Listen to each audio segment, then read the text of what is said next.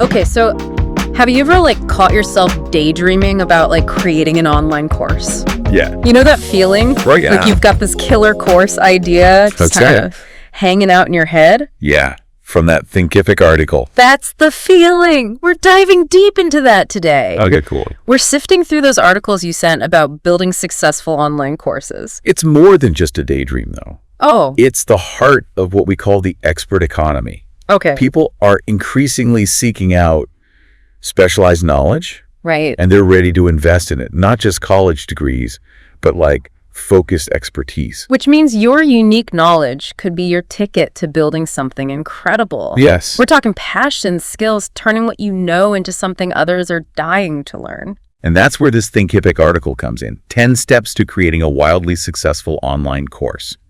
They lay out 4 key ingredients for landing on the right course topic: passion, skills, experience, and knowing your audience. Makes sense, right? You've got to love what you're teaching, be good at it, have some real-world experience, and of course, make sure there are people out there eager to learn it from you.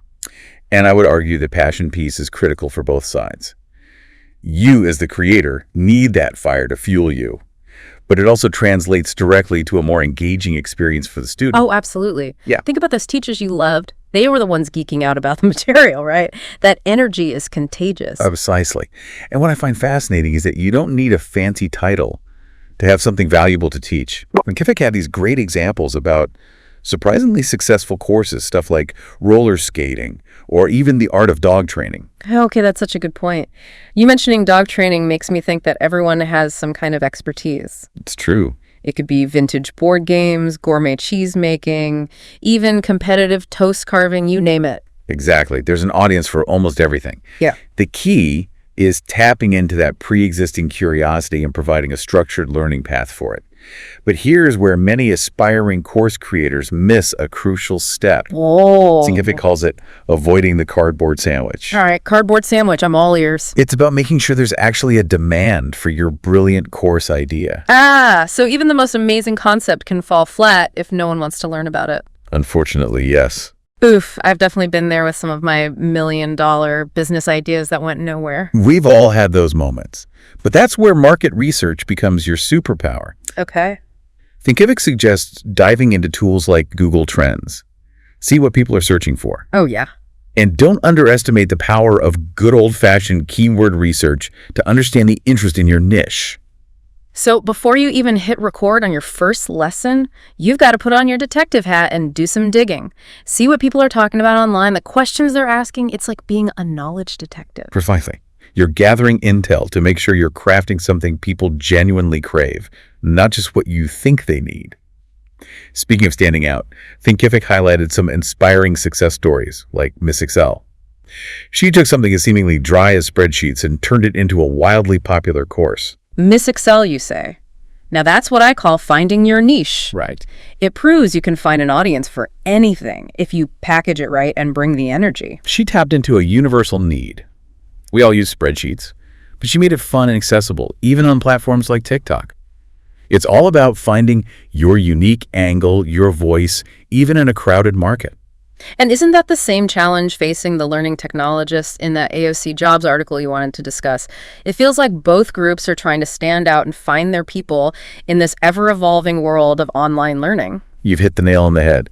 Just like those aspiring course creators, learning technologists are navigating a constantly shifting landscape. They're figuring out how to best use technology to make learning sing, all while proving their unique value. Okay, so we've found our niche, we've validated our idea. What comes next in building this incredible online course? Let's dive into that right after I refill my coffee cup.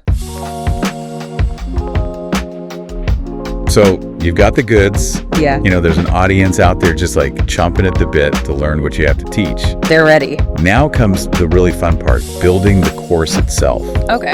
And the Thinkific article really emphasized that it's not just about throwing a bunch of content at the wall and hoping something sticks. Yeah, you got to have a plan. Structure is key. Right. You need that roadmap, that clear path for your students. Yeah. And that's where defining your learning outcomes comes in, right? Yes.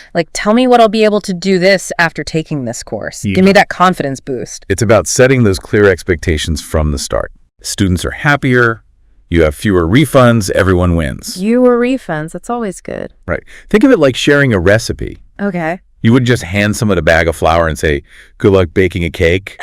Definitely not. I need like step-by-step instructions, visuals, maybe even a support group for those moments when the cake decides to defy gravity. Even if the end goal is something delicious and complex, a clear structure, those defined steps makes all the difference. It's all about the journey. And this actually connects back to that learning technologist article. Okay. They mentioned these national occupational standards for the UK workforce. Yeah, I remember that section. It sounded kind of technical at first, but I think you're about to blow my mind with how it connects, right? Well, think about it. Those standards are essentially learning outcomes for specific jobs. They outline the skills and knowledge you need to be successful in a particular role. So whether you're teaching someone to bake that perfect cake or to code an app from scratch, having that clear structure, those defined outcomes, is crucial for success. I think so. But it can't just be all business, right? Where does the fun come in? How do we keep things lively? You're speaking my language now. Engagement, my friend, is the secret sauce of a truly great online course. Okay. And this is where we get to unleash our creativity. The Thinkific article had a whole section on incorporating diverse teaching techniques. Oh, fun. Things like storytelling, microlearning, even a touch of gamification. Love it. Don't be afraid to shake things up. It's like you always say, learning should be an adventure, not a chore. And I think that's what makes this whole online course world so exciting. You get to experiment, play with different formats, find what resonates with your audience. It's all about finding what works and having fun while you do it. Exactly. And speaking of fun, I think it's time we address the elephant in the room. What's that? The thing that makes the world go round. Money. How do we price these amazing courses we're building? Ah, yes, pricing. Yeah. It's the age-old dilemma for creators, isn't it? That's a tough one. And unfortunately, there's no magic formula. If only. But Thinkific did highlight one common pitfall you want to avoid underpricing your work. Oh, I've fallen into that trap. Before you think you're being generous, making your knowledge accessible. Right. Then you realize you're putting in all this time and energy for what amounts to pennies an hour, not a sustainable business model. And beyond the financial aspect, underpricing can actually devalue your expertise in the eyes of students. Oh, that's a good point. It's about finding that sweet spot, a price that reflects the value you're providing, while still being accessible to your target audience. Right. It's a balancing act for sure. Speaking of value, one thing that really struck me in both articles was the power of community building. Oh, absolutely. Thinkific mentioned how successful online courses often go beyond just the course material. Cool.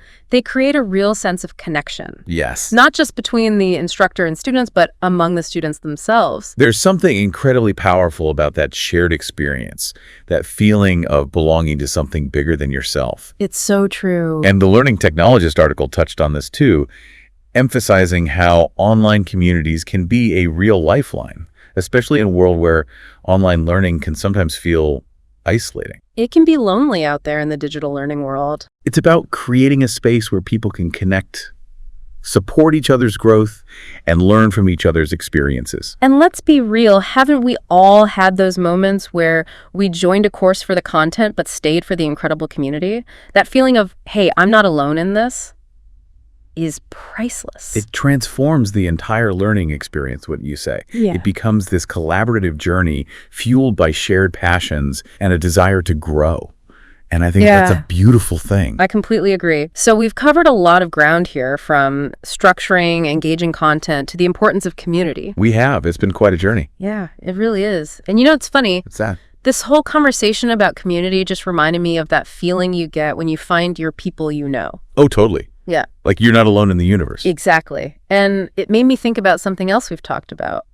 Okay. How the world of learning is changing so fast these days. Right. With all the technology and everything. Yeah. And it made me wonder, like, is being a good teacher in the digital age just about like knowing the latest tech tools? That's a great question. Right. Because I've definitely had those teachers. Me too. Who could make any subject interesting, even without like fancy gadgets or whatever. It's all about the connection, right? Totally. So this might sound kind of meta, Okay. but do you think that creating an online course could actually make someone a better learner themselves? That's really interesting. You know, when you say it like that, it makes me think about the whole process of breaking down a complex topic Right. and then figuring out how to present it in a way that's engaging and easy to understand. It's like you're constantly learning and adapting. Exactly. You're not just teaching. You're also learning how to be a better teacher, which in turn makes you a better learner. Whoa, my mind is officially blown. We've gone from killer course ideas to the meaning of life. That's the beauty of a good deep dive, right? It really is. And on that note, I think we'll wrap things up here. Sounds good to me. But before we go, I just want to say a huge thank you to our listeners. Yes, thank you. For joining us on this incredible journey into the world of online course creation. Keep those creative sparks flying, everyone. We'll catch you in the next episode.